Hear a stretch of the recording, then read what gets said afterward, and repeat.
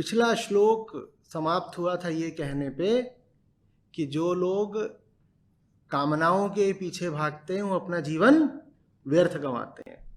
अगले श्लोक में शुरुआत में कह रहे हैं लेकिन, किंतु से शुरुआत हो रही है, लेकिन जो लोग सत्य में ही अनुरक्त, तृप्त और संतुष्ट हैं उनके लिए तो कर्तव्य कर्म नहीं बचते।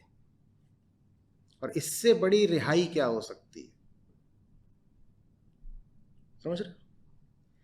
ये जितने कर्तव्य कर्म विधान में हैं, समाज में चलते हैं, नैतिकता में चलते हैं, ये सारे के सारे उनके लिए हैं जो अपनी वासनाओं के पीछे भागते हैं। ऐसों को जरा रास्ते पे रखने के लिए नीति बनाई जाती है। वही नीति फिर मोरालिटी कहलाती है। क्योंकि पता है कि कामना अंधी होती है, व्यक्ति कुछ भी करेगा। उसे कुछ भी करने से रोकने के लिए फिर नैतिकता होती है, एथिक्स होते हैं, कुछ कर्तव्य बता दिए जाते हैं, कोई किरदार थमा दिया जाता है, एक पहचान दे दी जाती है, एक पात्र बना दिया जाता है तुम्हें कि तुम ऐसे हो, तुम्हें ऐसे जीवन जीना है, तुम पिता हो, तुम इस तरीके से व्यवहार करोगे, तुम माँ हो, तुम्हें ऐसे ऐसे करना है, तुम किसी जगह पर नियुक्त हो, कर्मचारी हो, तुम्हें इस तरीके का, या तुम नागरिक हो देश के तो तुम्हें ऐसे ऐसे काम करना है। और सामान्य मनुष्य को ये सारे बंधन, ये सारे कर्तव्य निभाने पड़ेंगे क्योंकि वो कामनाओं में जीता है। जो कामनाओं में जिएगा उसको सजा ये मिलेगी कि उसे बहुत सारे कर्तव्य दे दिए जाएंगे। वो कर्तव्य है ही इसीलिए क्योंकि कामना अंधी है। तो तुम इधर उधर ही ना भाग जाओ, बहुत ज्यादा छिटक ना जाओ, बिल्कुल फिसल ना जाओ, तो तुमको फिर कर्तव्य बताए जाते हैं। लेकिन जो निष्काम कर्म में जी रहा है उसके लिए कोई कर्तव्य शेष नहीं रहता। उसे अब किसी कर्तव्य का पालन नहीं करना पड़ता। क्यों? क्योंकि उसने वो कर्तव्य पकड़ लिया है जो ऊंचे से ऊंचा है। अब उसके आगे कौन सा कर्तव्य? उसको सारे कर्तव्यों से रिहाई मिल जाती है, कोई कर्तव्य नहीं बता उसके लिए। उसे अब कोई जिम्मेदारी, कोई रिस्पॉन्सिबिलिटी बांध नहीं सकती।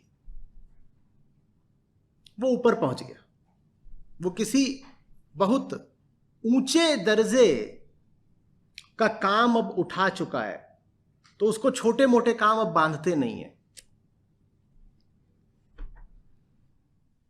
और ये बड़े सौभाग्य की बात होती है। ये कितना बड़ा पुरस्कार मिल गया। तुम एक साधारण आदमी को देखो तो उसकी जिंदगी क्या है? एक भीतरी संघर्ष है लगातार कामनाओं और कर्तव्यों के बीच। सबकी जिंदगी में यही तो झंझट है ना। कामनाएं आपको एक तरफ खींचती हैं और कर्तव्य आपको दूसरी तरफ खींचते हैं। पतिदेव की कामना यह है कि 5-7 है उनकी तरफ जाना है, और कर्तव्य यह है कि एक पत्नी व्रत का पालन करो। अब वो भीतर ही भीतर संघर्षरत है, भीतर ही भीतर उनके चिथड़े हुए जा रहे हैं, गृह युद्ध चल रहा है खोपड़े में। यही तो है ना। अपनी इच्छा कुछ और है, लेकिन बच्चों के प्रति भी तो दायित्वों की पूर्ति करनी है। तो दिल पे पत्थर रख के बच्चों के लिए दायित्वों की पूर्ति कर रहे हैं, लेकिन उससे जीवन में चिड़चिड़ाहट आ गई, ये खिसियाए हुए हैं। बच्चे को जो चाहिए वो दिला तो दिया, पर 2 थप्पड़ मार के।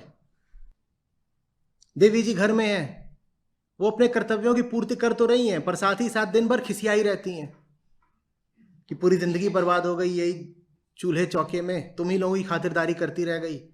अरे अगर तुम्हें खातिरदारी करने में प्रेम होता तो इतनी शिकायत क्यों करती? इसका मतलब है वो जो भी खातिरदारी करी वो बस कर्तव्यवश करी। किसी ने बता दिया है तुम्हारा कर्तव्य है तो करना पड़ा दिन रात। प्रेमवश नहीं करा था, कर्तव्यवश करा था। तो जिनके जीवन में सच्चाई नहीं होती, जिनके जीवन में कृष्ण के प्रति प्रेम नहीं होता, उनको सजा ये मिलती है कि उन्हें कर्तव्य निभाने पड़ते हैं। आपको मिलेंगे ऐसे लोग जो जीवन भर कुछ नहीं कर रहे हैं, बस क्या साहब हम तो अपनी रिस्पॉन्सिबिलिटीज निभाते हैं। ये उनको सजा मिली है। प्रेम नहीं था ना उनके पास। कौन सा प्रेम? कृष्ण के लिए प्रेम। प्रेम नहीं था तो उनको सजा ये मिली है कि अब जीवन भर बस जिम्मेदारियां उठाओ। कृष्ण बहुत हंसते हैं कर्तव्यों पर और बार बार हंसते हैं।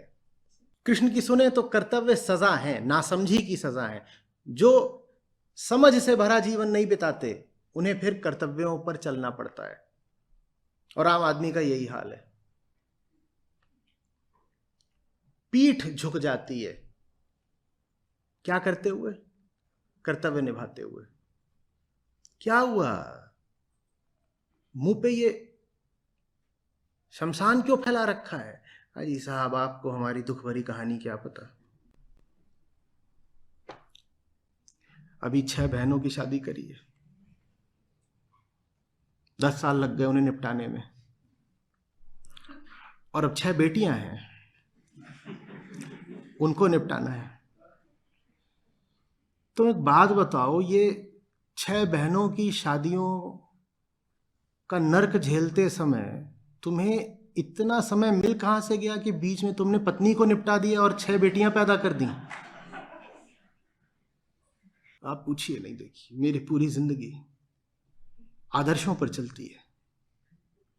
पिताजी मरते वक्त मुझसे बोल के गए थे, ये मेरी कामना की निशानियां, ये 6 बेटियां, ये तुमको दे के जा रहा हूं। और पिताजी मरे क्यों थे?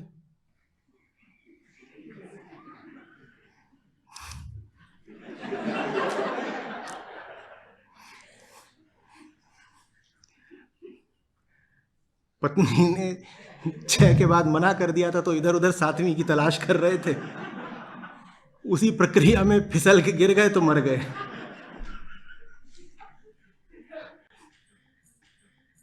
अब ये बता रहे मैं कर्तव्य निभा रहा हूं, तो कर्तव्य सजा है नासमझी की। कर्तव्यों का निर्माण कराई इसीलिए गया है क्योंकि हम अंधे लोग हैं। जो अंधा नहीं है उसे कोई कर्तव्य नहीं चाहिए। वो जानता है जीवन कैसे जीना है। उसे क्या बता रहे हो तुम कि तुम्हारा ये दायित्व है, ये रिस्पॉन्सिबिलिटी है? वो सुनेगा ही नहीं, कहेगा हटाओ, मैं जानता हूं। कोई मेरे साथ का है, उसकी अगर सेवा करनी है तो इसलिए करूंगा कि प्रेम है, इसलिए नहीं करूंगा कि कर्तव्य है। और अगर मैं किसी की सेवा कर रहा हूं सिर्फ कर्तव्य की खातिर, तो वो सेवा नहीं है, वो जहर है, दंड है। भारत ऐसे ही थोड़े ही दुनिया की हार्ट अटैक कैपिटल है। हृदयाघात भारत में जितना होता है उतना कहीं नहीं होता। हम सब दिल के मरीज हो गए हैं यही कर्तव्य निभाते निभाते। आप सोचते नहीं कैसे होता होगा, कैसे होता होगा। पर कैपिटा कार्डियक डिजीज जितनी भारत में है उतनी विश्व में कहीं नहीं है। अब भारतीय इतना तो खाते पीते हैं नहीं।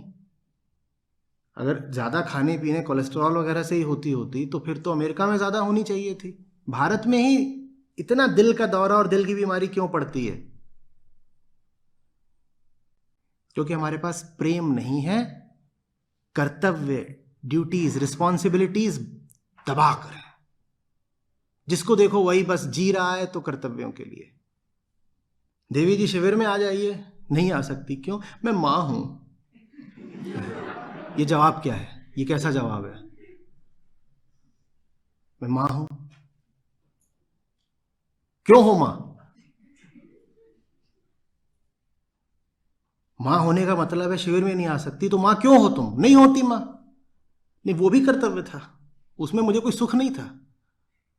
वो मुझे बताया गया था कि पतिदेव जो चाहें वो पूरा करना होता है, कर्तव्य है वो आदर्श पत्नी का, तो मैंने पूरा किया। मैं मां हूं।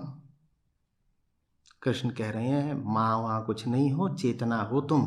समझो इस बात को सबसे पहले। और तुम्हारे जीवन का उद्देश्य इधर उधर अपने कर्तव्य निभाना नहीं है। तुम्हारे जीवन का उद्देश्य मुझ तक आना है। आदमी हो, औरत हो, बच्चा हो, बूढ़ा हो, सबको मुझ तक आना है। तुम इसलिए पैदा हुए हो, नहीं तो जिंदगी बर्बाद कर रहे हो।